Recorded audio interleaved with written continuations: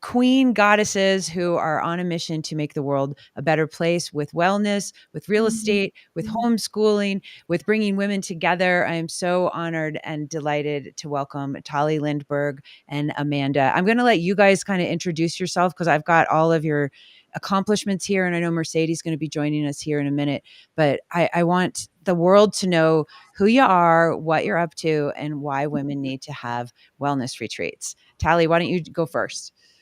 Okay, really quick. My name is Tali, and I am the host of the Orange Hatter podcast. That sort of started my whole journey spreading Bitcoin to fellow women everywhere.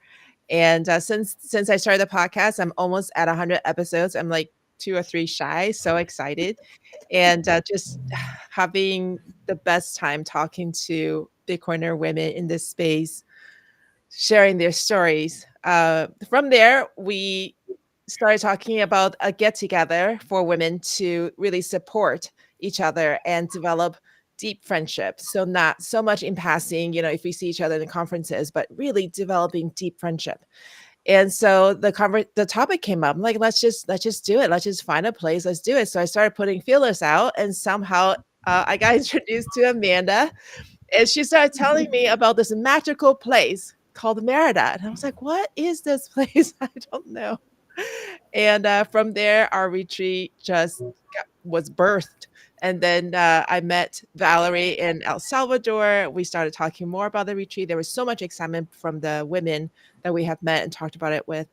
And it grew from there. And that brings us to this moment. So, Yay, awesome. Welcome, Tali. Hey, Mercedes, we're just getting started. Can you hear us?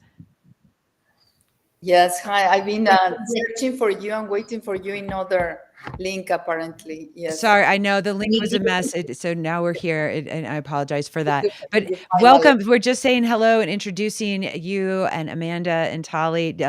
So Mercedes, do you want to go next, and then we'll have Amanda come up after and just talk about who you are, how well, just a little quick intro, and then we're gonna go, and I'm gonna go deeper into why do Bitcoin ladies need wellness retreats. Yes. So Well, welcome, Mercedes. living here in Yucatan, I would like to invite you all to come and check for yourselves this marvelous place. I think every corner on earth is beautiful, but here we have very special things. The remnants of a very important civilization, the Maya culture. And you can still see all over the places, not only in the ruins, but as human beings, you can witness what is the richness of this culture. I think it's a privilege to come and have a look to these areas. Just 2 weeks ago, I attended a ceremony to thank all the harvesting that is mainly citrus fruits around this time, and all the indigenous peoples were making all kind of rituals and celebrations to thank Mother Nature for all what we received for our sustainability. As part of all what you will be able to see if you come to visit us, it's this human testimony, this culture that is very much alive. And we also, as Bitcoiners, are trying to promote a kind of safety net for self-sustainability. We are inviting people to come and create their own niche here and try to see how you can really come back to our roots as human beings, be in touch with earth, not just to grab from the supermarkets, and learn how to cultivate. And sometimes in this land is just to observe, because if you drop a seed, for instance, of watermelon, all of a sudden you will have a watermelon.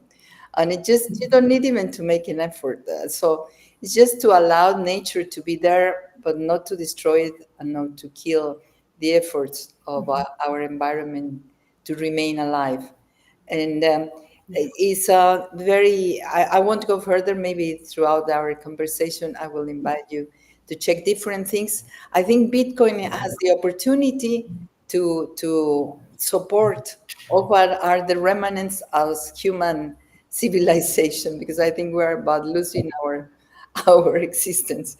But I mean, it's all these uh, fiat society that it's leading us to destroy everything, just that money is the most important. And we forget the essence of our presence here on earth. So I would love to invite you to come and witness all this and to be together again. And Bitcoin is for us an opportunity, really, to invite other human beings, especially unbanked people in our situation that have been completely excluded from this financial world, but they continue to exist. And Bitcoin is the opportunity for support these wonderful efforts to keep alive Mother Earth. Thank you.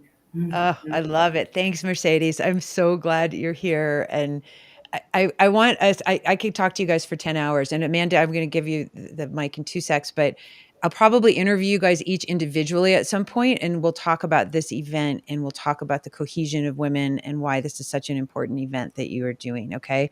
And I'm just so grateful. So Amanda, let's let the audience know, who you are, how you got into Bitcoin, and, we'll go deeper into the event, and the women's work that everybody's up to. I'll just do a Coles Notes version. I got into Bitcoin out of necessity because I'm from Canada. I left my home country. I had a lot of challenges reaching my money. When I did, it was taxed heavily because I was out of country. So for me, Bitcoin was a necessity. I didn't understand it. I was in it because it worked for me. And later on, after I read the white paper and after I started delving a little bit deeper, I realized that Bitcoin is more than just a currency. It's actually for humanity. However, I found that in a lot of the social spaces or in a lot of the places that we're exposed to as Bitcoin women, it's often more about technology, currency, these kinds of things, and not so much about what we see as women, as in, a vehicle changing humanity. And Mercedes said just a second ago, losing our existence. When we started talking about us women coming together, because this is our goal here in Bitcoin Yucatan, and with Mercedes leading it, is women is our entry point. So, with Tali saying, well, I want to have a retreat, this is what our focus is on women. Well, so hold on, Amanda, hold on 1 second. Are you, Tali and Mercedes, are you hearing her? She's a little glitchy to me. Yeah, it's a little glitchy. Yeah, it's a little glitchy. Yeah. I'll come closer. Is this okay? Keep going. Just talk right. Let's see how it goes, because it's a little choppy. I relocated to Mexico. I've been here. Mercedes and I have more members on our team. No. Yeah, it's glitchy. Hold on, Amanda. It's just, I don't know if that's your internet connection. Do you want me to sign up and come back Yeah, in? you're like kind of delayed and a little glitchy. So see if there's anything open that you can close and get a faster connection, perhaps. And then we'll just give it a sec. But yeah, you're kind of glitchy and delayed. So, but I want to hear what you're saying, because it's important. Okay. Yeah. Play around for a second. Then we'll get Tali and Mercedes going. Okay. So coming back in touch with the land, that's a big opportunity that I think a lot of us forget.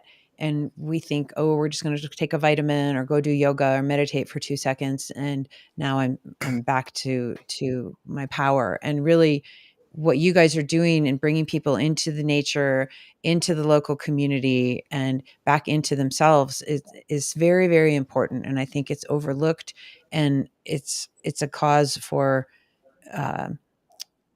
unhealthiness when we're so disconnected from nature and from each other. And the fact that Bitcoin is a glue that's bringing us all together, and obviously we're women and whatnot. So how did you guys come up with, like, I know Tali and Amanda, you guys were brainstorming, and when I saw you in El Salvador, I was like, I was just thinking about this on the plane, and you guys are doing it. And I'm like, holy cow, it's like we're getting the download. And, how did this come about where you're like, yep, we need to bring the women together and do a retreat? Is that for me or? I think so. Yeah. Because you're still a little. Shoot. Amanda, I'm going to invite, why don't you disconnect and jump back on and see what happens? Yeah, just because. Okay, yeah. Cool. Okay. Okay, so Tali, yeah, let's rock. Yeah. How did you guys come up? Yeah, so you talk about the download, which I think is a really interesting way of describing it because honestly, when I started thinking about getting women together, I just wanted them in the same house. I just Mhm. wanted us to be, stuck in the same space and just really interacting with each other, doing sharing circles, stretching, meditating together, and just being kind of raw with each other and not necessarily all put together and kind of the way that we do when we go to a conference, you're dressed properly and you've got your mask on and you're saying all the right things. But when you're forced in the same house and you're using the same bathroom, it's like, you see each other without the makeup. And that's the kind of connection I think we really need Yeah. between women. And so in my head, the first thought that came to my mind was just that I wanted everybody in the same place. And as I put the feelers out and I was looking at different resorts and different options, somehow Amanda just her name popped up. It was introduced by someone I had interviewed before, and she started talking about Merida. And the more she talked, like there was more download in my head. I could just see pictures just flashing in my brain, and it was like she was talking about the beach, and I'm like, yes. That's like you're absorbing the earth's energy. And then she was talking about the Mayan ruins and the magic that was left there and the energy that's palpable that you can feel. Like, yes, that's what we need. And then she was talking about the cenotes where you go to cleanse. I'm like, yes, we need cleansing. And then she was talking about like the copal ceremony and the what's the other one? The smudging ceremony. And then we were at one point talking about the sweat lodge. I'm like, yes, we need all of that. We need all of that. And so it just came together so beautifully. And it was just the perfect location. And they have such a wonderful effort there already doing outreach. They have a circular economy that they're working to establish, and Mercedes working with the Mayan women. It was just like it was perfect, and it just all the pieces fell into place. Oh, it's so beautiful. And so, Amanda, let's hear you now. And you look Can you great. hear me now? I, How are I, we? you're beautiful and you sound great. So I know our angle is funny. We're on my phone now, that's but okay, but it's do great. I You're go back to intro? Yeah, just let's yeah. So recapping, you needed to have you did Bitcoin out of necessity, Okay. and you started realizing it was Yes, for I did. humanity and I not did just Bitcoin out of yeah. necessity because I left my Mhm. country and trying to get my own money while living in Indonesia. And I was from Canada. I am from Canada. And it was really a challenge. So that's why I moved into Bitcoin, but I didn't quite understand it. I just knew that it worked for me. It was later on that I realized that Bitcoin was something that could be huge for humanity. However, I Mhm. found it difficult to live a Bitcoin standard or just to start a Bitcoin life over there. And Mhm. things were really starting to ramp up here, Central and South America, especially like Después Bukele, right? And so I relocated back here, co-founded Big Casa Homes, we're a real estate Bitcoin brokerage with Daniel, the son of Mercedes, actually. And Oh, cool. we're working hard to grow our Bitcoin community here. And honestly, when Tali was saying, this is what I want to do, it just resonated so much here because this is how we live. I know Mercedes lives a very natural life. They live on a self-sustainable farm. I know, like she said, like my compost grows green peppers and tomatoes. Like these are the things that we live here. And I think with a lot of Bitcoiners that are in the North, I struggled with this in the past, is that Mercedes said it when she was introducing herself, is that people are losing their existence. So I think with us women coming together, we can find that again and connect with each other, connect with ourselves, away from the zeros and ones and binary, and just be people again so that we can come together and do big things. So, I love it. mhm. I'm so excited. Like, okay, let's keep diving. And so we were talking, Tali was saying about how you guys came up with the idea and how it was getting the downloads. I want to ask you, Mercedes, like with the local women, are any of them are you guys going to do any integration and have an opportunity for the women who are on the retreat to meet some of the local women? Well, I think what it's important to emphasize is that when you are talking about Bitcoin, we need to work on some kind of awareness. Like, I think we are dissociated when we go with the Bitcoiners. Everybody is aware, they are at the level of understanding that they can grasp everything and they can decode all this very complex Bitcoin world that is mostly for women inaccessible. Mhm. Some of us might be very privileged to understand and decode. I myself am unable, just because, as Amanda said, my son Daniel is into it. So whenever I am in trouble, I go and ask him. But most of the vast majority of women cannot grasp this very crucial information.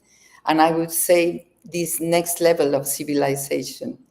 And if we work hard, it seems to me that at least we need to start with sensitization at the grass layer of society.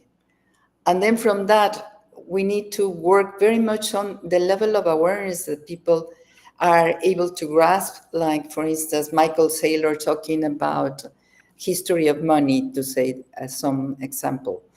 Well, it's important that people understand how relevant money is in terms of interacting and connecting as society.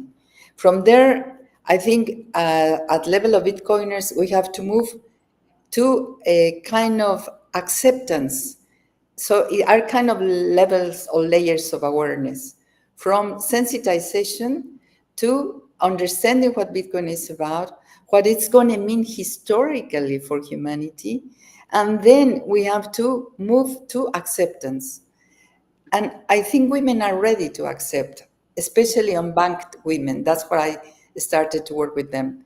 And so we need a strategy, because we have to move at the end from acceptance to adoption.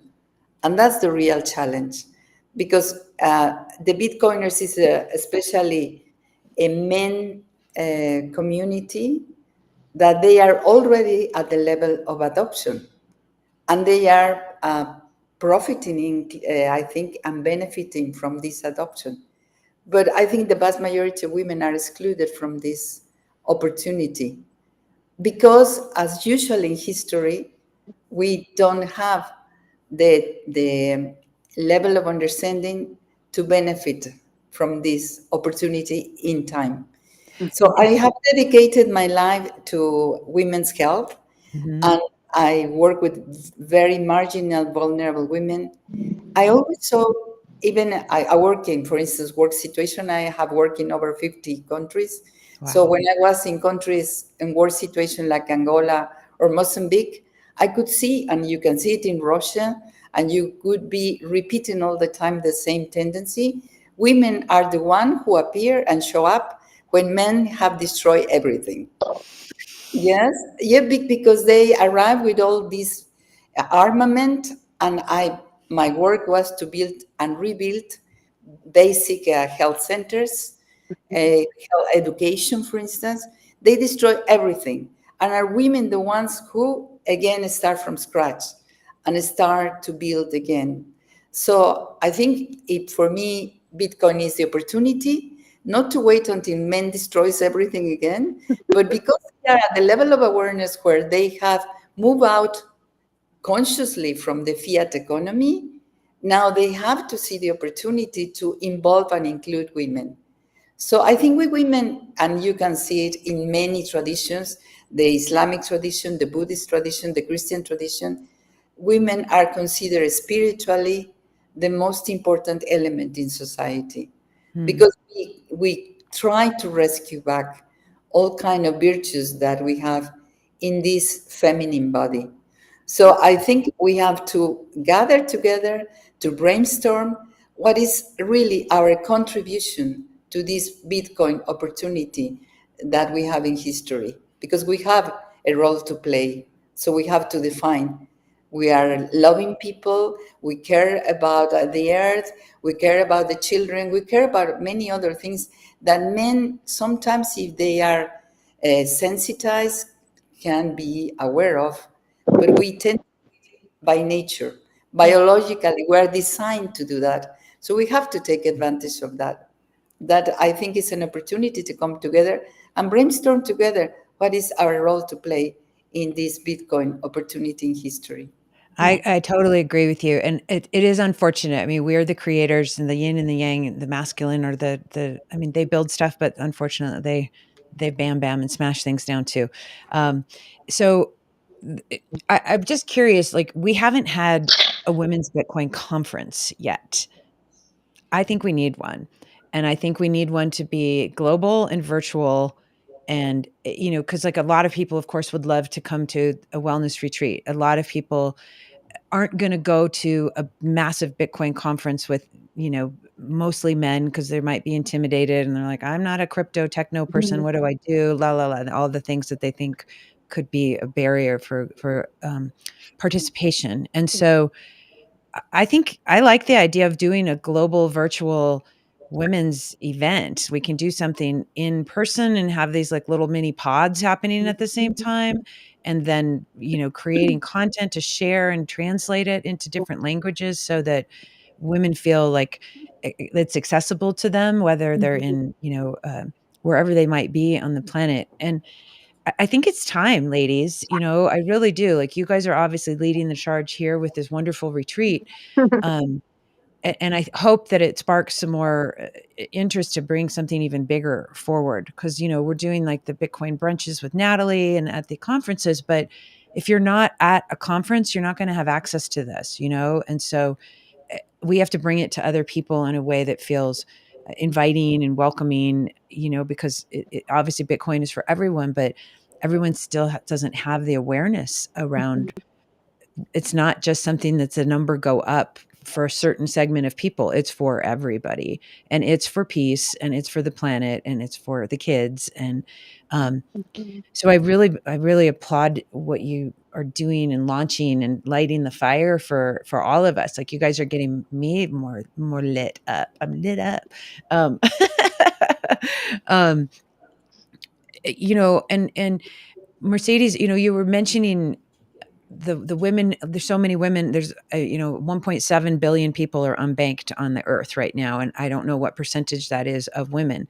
Do you, in your experience, with your work in all of these countries, are people unbanked simply because they're not allowed to be banked and because of the government regulations or the bank regulations? Are they not banked because of religious reasons and women can't have property? Are they not banked because it's too far away to go to a bank? Like, what are the big obstacles? Not that we want people to be banked. We want to encourage be your own bank with Bitcoin. What is the biggest obstacles that you've seen? Why are women not banked and participating I in think this it's because system? there are many parallel economies, I would say. For Mhm. instance, you have what is called the gray economy. And like, for instance, the drug dealers in Mexico, to put an example, well, they don't need the financial world. We all Mhm. are controlled because we potentially can launder money. We're trapped by all those rules and regulations, but the real ones who are laundering money, they are completely out of this financial system. They are not Mm. caught up. In Mexico, they continue to profit from that. So I think what is happening in the population, especially the marginalized societies, and especially the rural economies here in throughout Latin America, not only in Mexico, you will find that they don't have they cannot decode that financial world. But having said that, we are in the same position because I was just following a person. He's an American guy who was in this very high level of financial world, and he retired in Sweden and put a farm.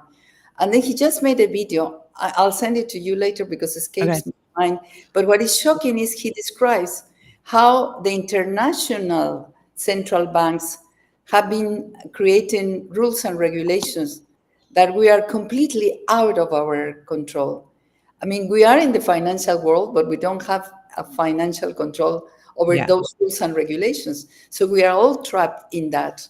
And sometimes I think it's better the population that is marginalized from that financial world, because now we are all exposed that the government has our accounts, can even freeze our accounts, as we Yeah. saw in Canada. So we are banked, but I don't see the benefit of that because we don't even know the law and rules and regulations that I was studying how many in the last 5 years. It's just unbelievable, the laws and regulations that central banks globally have created To give you an example, if a bank goes broke, then your money is lost because they don't have any obligation to you because the money belonged to the bank.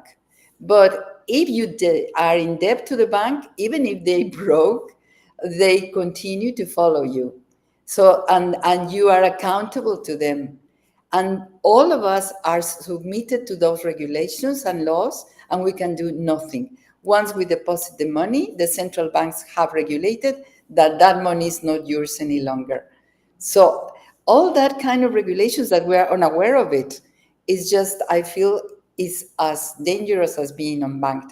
But having said that, unbanked people here, they don't feel the regulations that the banks require from you. They cannot provide any of the prerequisites to open a bank account. But the women are more in a disadvantage because women don't have usually all the papers required by the bank. Women here work hard, but you can never prove in a statement your income monthly, for instance. Got That it. in itself is an impediment. At the same time, parallel, and that's why I think we need a strategy for women, because at the same time, women are ready to not only to accept but to adopt Bitcoin because they need it. They badly need it. They They need badly need to it. move their money around. They, for instance, here in Mexico, women produce all kind of things. Even if they are unemployed in formal terms, they are always employed and working hard. But they don't know, for instance, where to hide their money, how to use their money. I worked many, many years in domestic violence. And so in that, you can see that women cannot live because even if they are the providers of the family, they cannot live with their money. They don't know where to store the money. They don't have any financial education that help them to be able to save their money so that they can live out of this abusive relationship. Yeah, That's this one is example. it's so important. After this interview, I'm going to have another live stream with Bitcoin Kendall in talking about domestic violence in Bitcoin, and she's going to be talking about how she left an abusive relationship and is now helping others. It's There's so many things that we don't understand how money influences our behavior, and causes us to feel trapped in a slave type position. And so obviously the fiat system, as we're learning, is that it's a slave system on many levels. Um, so Tali, let's keep. I'm going to just keep going round robin with everybody here, and because I want everybody to be able to just keep sharing. I mean, like I said, I can talk with you guys for 10 hours, and I wish I can in person soon. um, Tali, what's been your experience? You're a homeschooler. You've homeschooled 4 kids. You have an MBA from Yale, and you've chosen to be, what I think is the most important job as a mom and raising your children. Um, what's been your experience with your kids and Bitcoin and being a homeschooler, and how has it impacted you as a mother and a woman, and how has it impacted your relationship with your kids? So Scott and I didn't come across Bitcoin until we were almost done with homeschooling, Okay. unfortunately. So we were very, very intentional from the time the kids were very little to teach them how money works according to what we understood it to work. Mm. And so we started playing cash flow, that game by Rich Dad Poor Dad with the kids from the time they were very little. And it was once a month and it was with jelly beans. And they know very well what this financial statement looks like. What is the doodad? How do you get out of the rat race? They know about all of that. Love it. I talked to them about the tax structure of, being a W-2 employee versus a 1099 versus an investor, like a in that what's it called, that background investor and an active investor, all of those things. They know all of those things, but we didn't know Bitcoin. So Wow. yes. So when we came into the Bitcoin space and the curtain was lifted for Scott and I, we're like, what in the world? We have been living this big lie. So now we're going to tell the kids, but we were so intentional instilling all of those other things in them. And they're at the age, they're late teens when they start to question, what parents know and versus what they know. They're like, Yeah. Mom and Dad, you guys are being scammed. So No way. Yeah, it's been a challenge for us to try to orange pill them, but I wanna say that 2 things. One is, so I have 2 girls, 2 boys. My oldest daughter was my editor for my podcast in the beginning. Nice. And in the beginning, before she started helping me edit the podcast, we would talk to her about putting, her summer income into Bitcoin. She'd be like, "No, no, I don't know. I don't have enough. I don't understand." But after she edited so many women's stories about how they came into Bitcoin, why they came into Bitcoin, and why it's important, she suddenly said, "How can I not believe in Bitcoin when all of these women are talking about it?" And the best part about it is that they're all different women. They all come from different backgrounds. They come to Bitcoin for different reasons. They're different Mhm. age, they're different culture, they're different whatever, right? Different professional levels of education, etc. But they all have their own reason to come to a common solution for their various problems, which were all, as we all know, caused by the fiat system. Mhm. So I was so glad that the first person that I know of that was orange pilled by Orange Hatter was my daughter. I was Yeah, very cool. dude. That was very cool. Other daughter took some convincing, but she read the book that orange pilled me after I played Scott's game, and it's the Bitcoin Hard Money You Can't F With. She read that book and she's like, "Oh my gosh, mom, can you please help me move some of my money into Bitcoin?" So I'm like, "Yes, I can." I can. Yeah. So it's a challenge because there's so much unlearning that needs to happen for all of Totally. and even for my own kids, and I was the ultimate authority in the house, right? I was mom, I was principal, I was Oh my guidance counselor, I was God. nurse, I was everything. I was the ultimate authority at home. Scott was working, but I couldn't go to them and say, "Hey, forget everything I told you. Believe in Bitcoin." Let me I wanna pull on that thread a little bit, Tali, because I think this is such an interesting issue, right? Because whether um, uh, you're frozen, Amanda.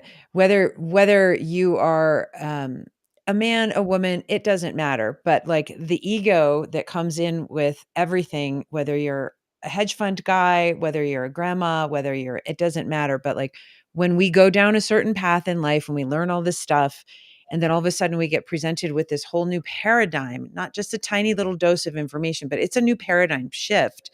Yeah. You you're like, whoa, wait a minute. And it's there's so much resistance, that I think a lot of folks go through and we struggle. And that's why we see so much FUD. And that's why we see so many people like, and and I think we should all be hole pokers at heart. Like we want to poke holes in things and not just accept them at face value. But we also like, once you start seeing the truth, it's like, oh man, like Mhm, what else don't I know?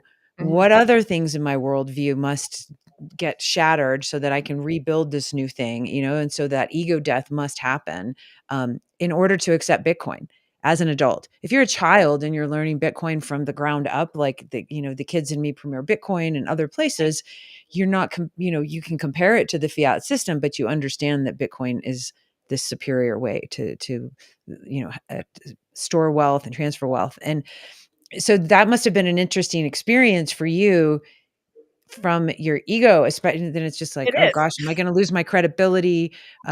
What else, what was that like for you? Man. Well, it's hard as a parent when your kids start challenging your authority anyway. When they Mhm. when they get into their late teens, or maybe for some people it's early teens, they're like, "Wait, wait, who am I?" And in order for them to decipher who they are and really become crystal clear about their own identity, they have to separate themselves Totally. from mom and dad. And in that separation, the mom and dad are like, "Whoa, my babies, what is going on?" So I'm experiencing that at the same time that I'm trying to tell them about Bitcoin.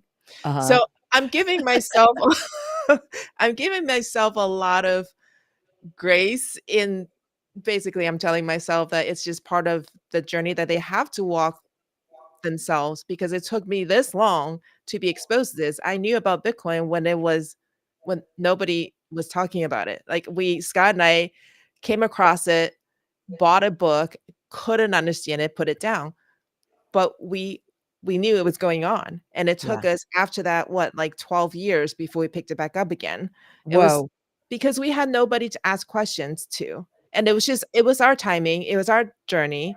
And I have to respect that my kids will have their own journey to walk, whether it is a journey into adulthood or a journey into Bitcoin. So I Sure. have to give them that room. So I have to kind of back off and go, God's got this. They're loved more by God than even myself. So it's going to be Yeah. okay. Just step back and just see how it happens. I know I always I talk about, and I didn't come up with this term, one of my teachers did, but he was like, who are you to interfere with someone else's spiritual curriculum? Yes. And I think about God, spirit, universe, whatever term we all love to use. Like, I know, and as a mother, we're all mothers here on this panel.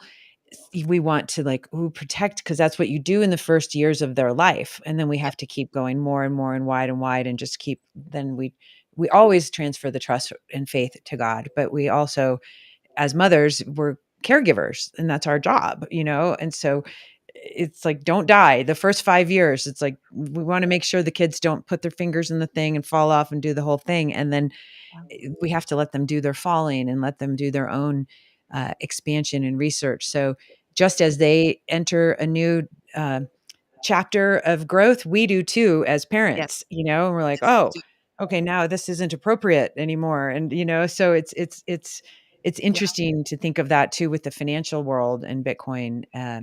So I love hearing that. And I, I do think I don't see enough moms in Bitcoin. I would love to see some more mothers understanding, because obviously we make so many decisions in our families, um, Yeah. all across the world, and so it would be really, I think, super powerful to see more moms. I'm not sure what happened to our girls. So, Yeah. Me either. hey, oh, good. There's Mercedes. Well, one of the Um, things that I wanted to just mention is that this morning I was writing in my journal and just kind of reflecting on the things that I've learned just even this past week. And what mhm, I realized that was really loud and clear was that the more we try to solve problems for our kids, the more we're telling them, in effect, I don't think you can take care of yourself. And when you rob them of that, their mhm. personal power, that's actually more harmful than inviting them into the Bitcoin space. So I have to really intentionally tell myself and remind myself to step back and give them that space to, like what you said, walk their own spiritual curriculum. And Mhm. money is energy. Money is just as spiritual as everything else. It's just as spiritual as nature and the food that you put into your body and everything else. So giving them that space and trusting that they will be okay, that Yeah. the information is out there. Any moment, I interviewed someone on my podcast, this is months ago. She said, even the last person who comes into Bitcoin, the the very, very last person who enters the Bitcoin space can still benefit from this ecosystem. And if we really believe that, then it's going to be okay. We do our part, they do their part. Yeah. I love it. I agree very much. Wow.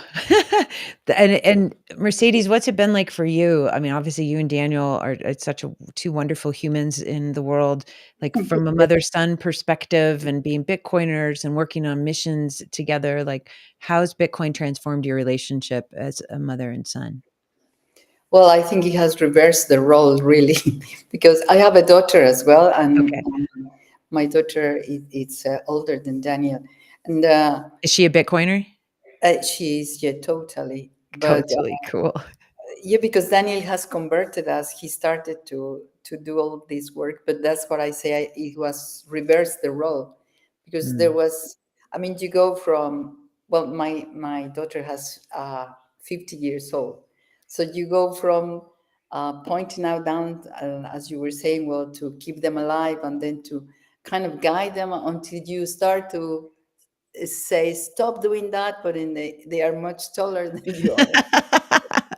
And then you realize that, as you also said, Valerie, you have to adjust your role. And once I kind of, well, we have the privilege to grow in many, many countries. And my children learn to speak Dutch, Danish, English, and French, because they were moving around also culturally. Mhm. and Spanish, of course, because they were born in Mexico. But what I think is it was very solid after being exposed to all these variety of cultures, that you have to choose your programming, because culture actually programs you, isn't it? Yeah. So then, once they were aware of that, I think it's a different story, because we became a team. It's not that I was the mother, because they were able to decode the underground in London faster than I was, for instance, Mm. or it's about decoding different cultures in different ways. And that has been my role, to teach poor women how to decode the health system, because it's very complex, as it is the financial system as well.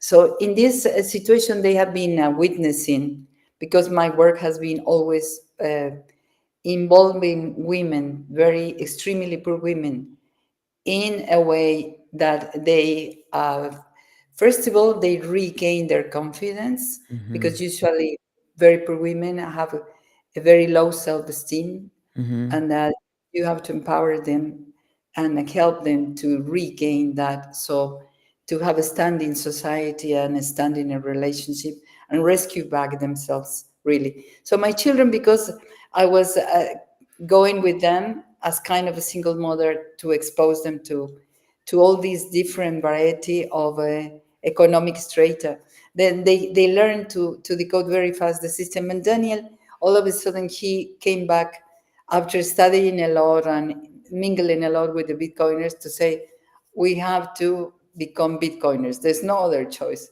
And we trust very much each other. So, and then of course, he asked me to study very hard. And I had to go through all the interviews of all kind of people. Some of them to me were, I was a bit reluctant, because it was kind of, for me, very macho culture sometimes. Even the Mhm. English users were very macho like. And I thought, well, this is not a culture that I want to join, because I didn't see any kind of difference between all what I have seen as alternatives, Mm. as this is the thing in society. So I have to study a lot until I realized, yes, this is a mathematical model that is out of control of one single person, one single group, a government. And to me, that was very clear since the very beginning. But the difficult part for me was the Bitcoin community as such. They were very misled by many of the fiat standards, I would say. Mm. Even the women, when I was in, well, these different Bitcoin companies are using women in the same way that the fiat economy is using it. In El Interesting. Salvador, I went to a gathering where I was invited to a gathering. Well, the girls were placed there by this Bitcoin company as commodities, as very sophisticated kind of prostitutes. And it's very sad. It's very sad that they go again to the same. We are so distorted in our minds that we Mm. tend to use these fiat symbols again. And TV presenters, and I mean, the Bitcoin companies are using that, and are manipulating all these masculine tendencies, which I'm very opposed, because over 50 years I've been working with women. I cannot tolerate that. It's like very humiliating as a woman. So then Wow. I thought, how can I make a difference? How can I have a presence there? And then Daniel told me, because your experience, you can go on, because he saw women are ready. Women, for instance, if you see the statistics, at least throughout Latin America, Africa, and Southeast Asia, the tendency is female single mothers are more and more the providers of the households. Mhm. Which means it's an opportunity, but they just don't have the financial education. Because in the educational system, there's no financial education. It So, isn't that insane? Like, these kids learn about stuff that is so ridiculous, and then I'm like, why weren't yeah, they learning financial literacy? And now that we as Bitcoiners understand the new levels of financial literacy that we need, I think there's a company, it's BSTEM. Are you guys familiar with them? Like Tali, you know them? And so I saw their stuff at Swan and or at the Pacific Bitcoin. We need to get more financial literacy, the yeah. new modern financial literacy, in the hands of the mothers, in the hands of the kids, in the hands of, the communities. And I think that's such an important point because um, it just leads to distress and it leads to physical, mental, spiritual ruin, if we're not empowered financially. And a lot of times I know I've been a part of, a lot of the spiritual communities and the healers and the musicians and the environmentalists and all. And we're all just like, let's just drop some acid and kumbaya and everything's going to be great. And I'm like, yes. And you still need to understand this other layer down here, which is money. And I was naive for many, many years thinking that if we just help uplift everyone's consciousness and connect them back to each other and God and nature, we're going to be okay. We do need to do all of that. And we need to have this sound money that supports it.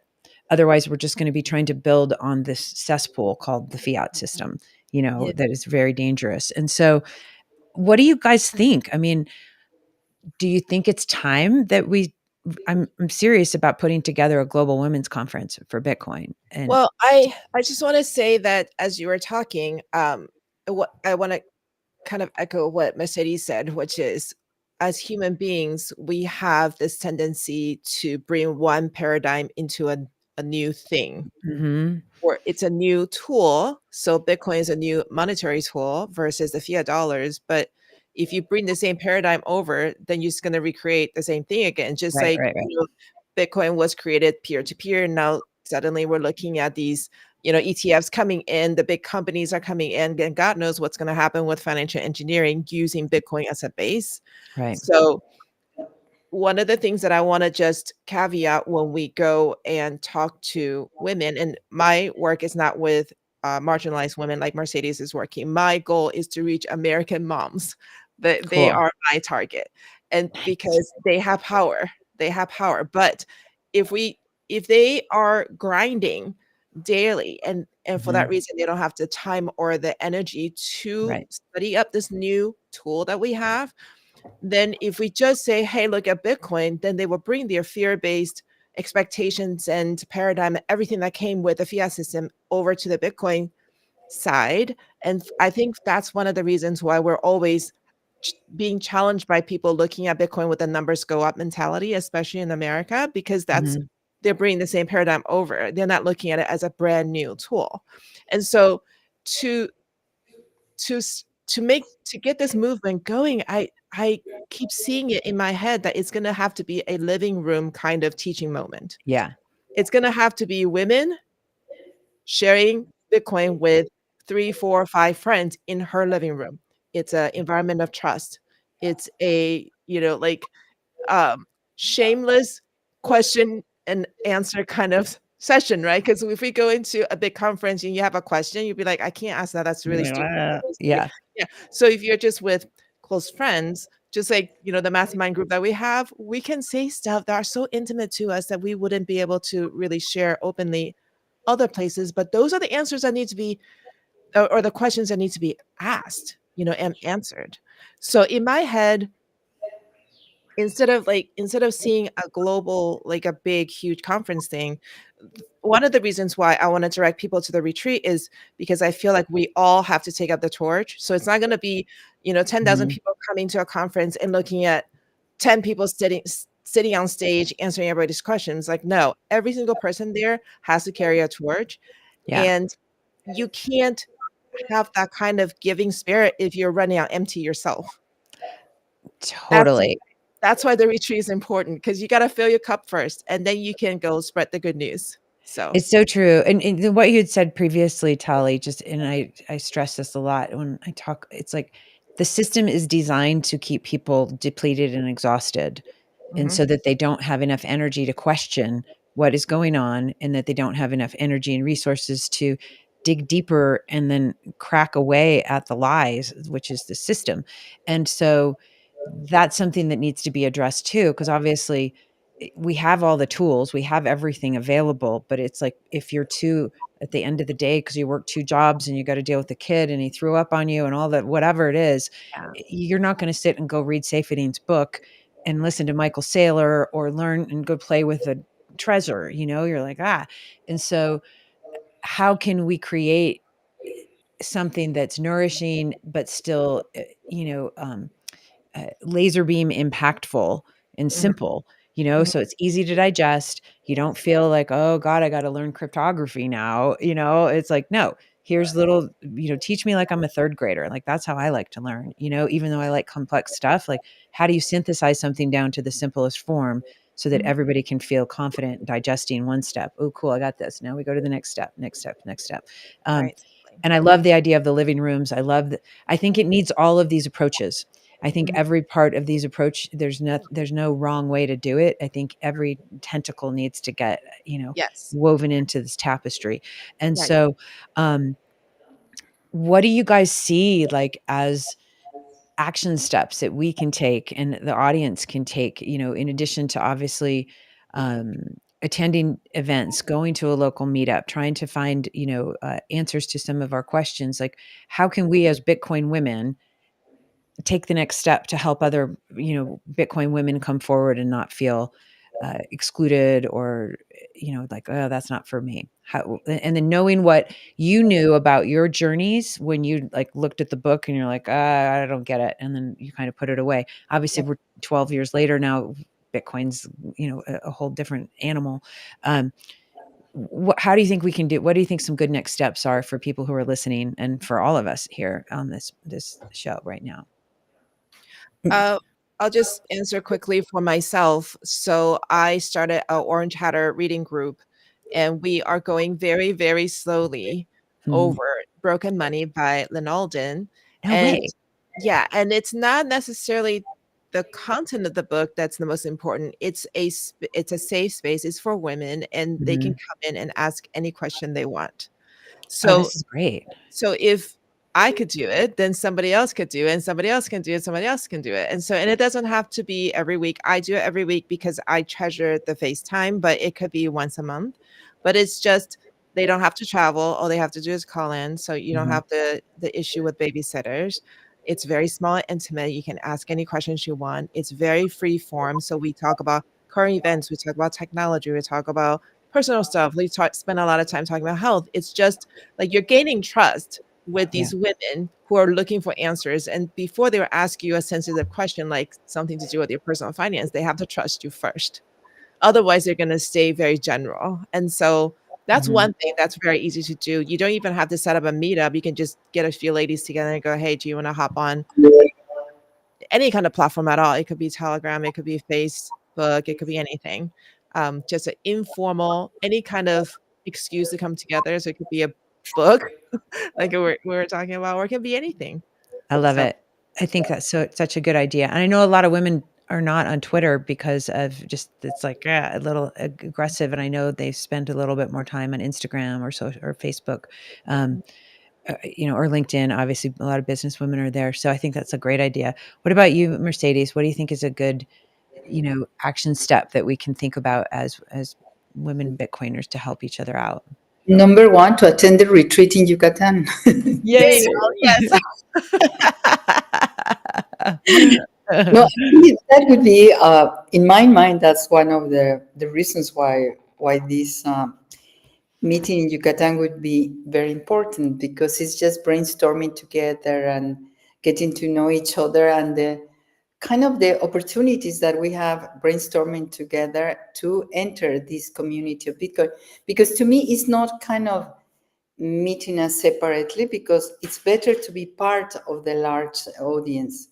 But at the same time, we get diluted in these conferences.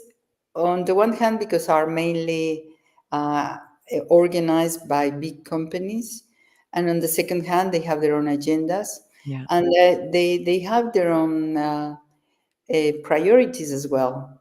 So women's priorities, that's what I would like to emphasize, are different. We have different needs, and this Bitcoin opportunity means something different to us. Financial freedom is essential for women because they have been marginal to this fiat economy. So therefore, it's very important.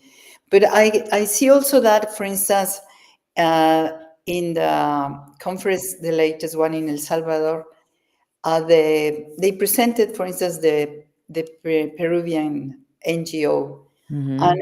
and I thought it was beautiful. But at the same time, I mean, I've been working in development over 50 years, and although I agree with these guys, amuse in terms of the, yes, is the misery industry, the one Misery. that creates this development industry. At the same time, they started to finance something that to me is just nonsense, because now they are paying Bitcoin to the poor mothers, so that the poor mothers pay the teachers this in Bitcoin. It's on the one hand kind of imposing, because you are not creating any awareness, because you are giving away this Bitcoin Hmm. money. And then on the other hand, is like, what is going to happen when these mothers don't get this Bitcoin externally? To me, they have to be able to create their own. Yeah. And, Mhm. and another distortion is, why do you pay in Bitcoin the teachers? Should be provided, and it is by law in all Latin American societies, education is for free. So then why do you create this intervention where you have to pay the teachers? Because now the teachers might not be attending to teach the poor children when they are not paid. What is going to happen when no one is there to provide this Bitcoin? You see? But they Mhm. don't question that because they don't know anything about development. Some very well intended guys donated money for this project, but it's a total distortion in terms of artificially created the use of Bitcoin. It has Mm. to come out of the adoption of people. And adoption is a very different, it seems to me, level to acceptance. And Mm. we are all working at acceptance level, which isn't a step forward. But what about adoption? For me, adoption is, it will come for women, for all kind of women, because women are ready to receive it. It's just we need to work in terms of sensitization, because they have to put together the bridge between their needs and the opportunity of Bitcoin, and the opportunity that Bitcoin is bringing to our societies and to our economy. So to me, is working, but seriously, on working with women on increasing is kind of a financial a digital financial education, to put it more precisely.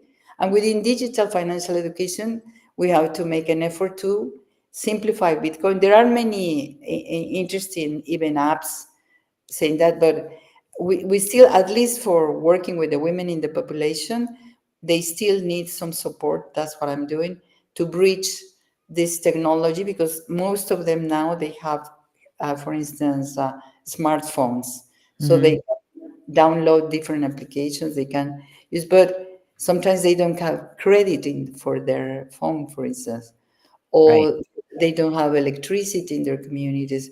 So different stories. Women in the United States, I would say the average, they would have the means, the resources, but still they need a lot. Sometimes they need somehow what you were describing, Tal, Tali, with this a kind of book club, Yeah. because it's you need this. And I think women, we are more private. We need some niches Yeah. to be able to present ourselves, to Mhm. be able to talk more personally. And although Bitcoin might seem another very distant knowledge, it's crucial because the money is our survival. And if you present to them an opportunity and a strategy for how to adopt Bitcoin, they will do it because they Mhm. are ready. The difference, for instance, women in Sweden, if I talk to them, they don't feel the need, because Scandinavian women, I lived many years in Scandinavia. Well, they think it's a scam. Why? Because they have everything in the fiat economy. They Hmm. don't feel the urgent need. In societies in Latin America, the urgent need is there. Yeah. In some groups in United States, the urgent need is there because you see how politics is evolving, you see how economy is evolving. So people are starting to have a different level of consciousness. And this different level of awareness implies adoption. I think for the time being, we need to work hard, but creating these new opportunities, little small spaces, social spaces where women gather, where they Mhm. think together. And I'm thinking also we can invite men because they are the ones who have the knowledge. Very young Mhm. guys. For instance, I attended a conference in Mexico. I was invited in Mexico City. And they were very young, very, very young guys, like in their early 20s. And they were so kind to me. And they Mhm. wanted to really know because they don't have this memory, this in history of what has happened. And I was telling, be careful, because we might repeat the same mistakes that my generation repeated, because he got tripped. We think that history is going to invent it with us, but it's not. There have been many failures that we have to learn from. So to introduce Bitcoin to me is just to work with different layers of society. I think because of my experience, I'm ready to work with those most vulnerable people, non-bank people. But at the same time, I would like to work with the Bitcoiners and say, no, no, no, please don't make interventions like donating Bitcoin to give to the mothers, to give to the teachers, because what is going to happen when there's no donor there? And that we have to help them also to think carefully inside of the Bitcoin conferences what they are doing, to Yeah. reflect, because that's our role, isn't it? We are much more attentive. We are, for instance, all the time looking at all the different things that are happening. I mean, and I noticed, for instance, American uh, soldiers, for instance, have to learn multitasking. For women, is our nature. Yeah. So we have to take advantage of these things, isn't it? Yeah. Yeah. I feel like one of the first steps for reaching women is empowerment more than anything else. And it's not necessarily the knowledge that we're imparting. It's first of all awaken their sense of personal power, because if they Mhm. feel like a victim, it doesn't matter how much Bitcoin you throw at them, like Mercedes was saying. Yeah. The moment you leave, it's gone. It's like telling somebody to go win the lottery and it's going to solve all their problems. It's not, It's not. because they have to first change their own perception of who they are. Yeah. So, Yeah. It's definitely an inside job and an outside job. Just because you have a tool doesn't mean you're going to build a sacred temple with it. It's just a tool. Like you yeah. still need to understand what to do with it from the inside and out. And I think that's something really we want to keep our eye on, to not just get like, yay, we've got the fix for everything. It does fix a lot of things, but then you still have to fix a bunch of other things too to make Yes, it exactly. actually functional and work. Um, Yeah.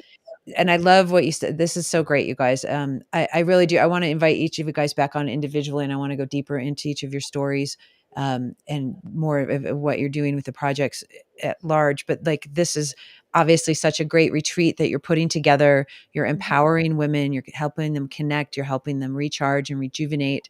Um, this is such a great gift that you're giving to the ladies of Bitcoin and new ladies. Hopefully, that'd be great to get your first orange pill at the Orange Hatter retreat. Yeah, that would be amazing. Oh my God, that would be such a cool thing, right? Yeah. But people can go to orangehatter.com/Yucatan, Yucatan, and you guys can check out what's going on with the retreat here. You can also, see what Tali's up to with her Orange Hatter. She's got a couple podcasts and the blog, and she's got Free Market Kids. Tali, I don't know how you do it. You got it. We all are octopuses, but I think you're like a double octopus. You got more arms to do this work, Mama. I'm having um, so much fun. That's why it's possible. it's really cool. I mean, it's like you want to do something that you just literally shoot out of bed in the morning for. And I know I'm that way with Bitcoin and adoption and creating a more peaceful planet with this peaceful. I consider this a peaceful money for all. So it's really great.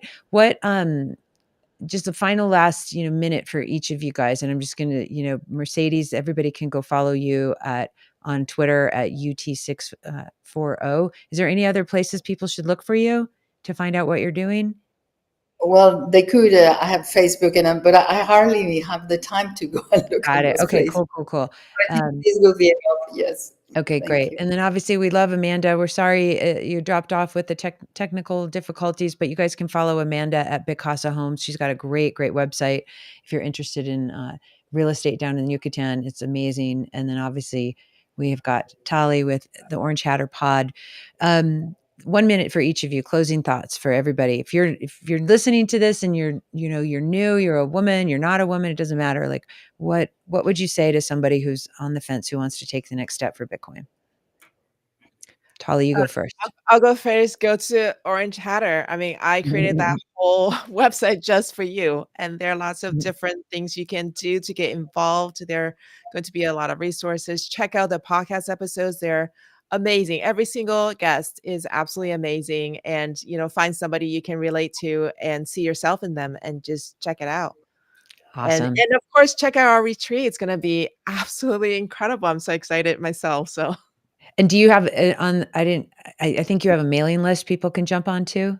Is yes. that right? Okay, Yeah, yeah, yeah. make sure you Or get just on the email me mailing list. directly too. I mean, just email me directly. I answer every email myself, so because I really treasure the one-on-one contact. So, yeah. Awesome.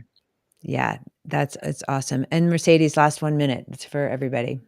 Well, I hope to see you here in March, and all the women who are ready to come and explore a bit what is Bitcoin at the ground level and all the barriers that we encounter and the opportunities also. And also some kind of, I would say, to develop some solidarity for women that are not as privileged as we are, Yeah. and that we can do always something to empower these different women. And paradoxically, we will be empowered as well because they teach us lots and lots of dimensions that we don't know sometimes because we are in different worlds, so we can learn from each other. So I'll be waiting for you here in March. Yay. Oh my gosh, it's so exciting. Thank you both so much for taking time to share your vision and your wisdom and your hearts with everybody here. I really, really admire you both so much, and I'm looking forward to getting to know you either on a deeper level and even doing some more action together. And who knows what's going to happen after all this synergy starts? Because Exactly. this is our intention experiment, Tally. Yes, We're we are. setting our I'm intentions fleshing for that good out. I'm stuff. fleshing that out. Yeah. I love it. Well, thanks again, everybody, for tuning in. And thanks, Tali and Mercedes. And thank you, Amanda, wherever you are, sister. And you guys, make sure you guys go to orangehatter.com/Yucatan, and you can get 10% off if you use code LOVEOH. And I'll check you guys out later. And you can go to djvaleriebeloved.com also for the show notes. And we'll have everything up there for you guys. So have an awesome day. Wishing you guys Thank you, blessings. Valerie. And Thank Thank you you very for much. having us. of course, Thank thanks so much You. for doing this, and thanks for all the patience with the links and everything. All right, everybody, peace, love, and aloha. I'm going to end the stream.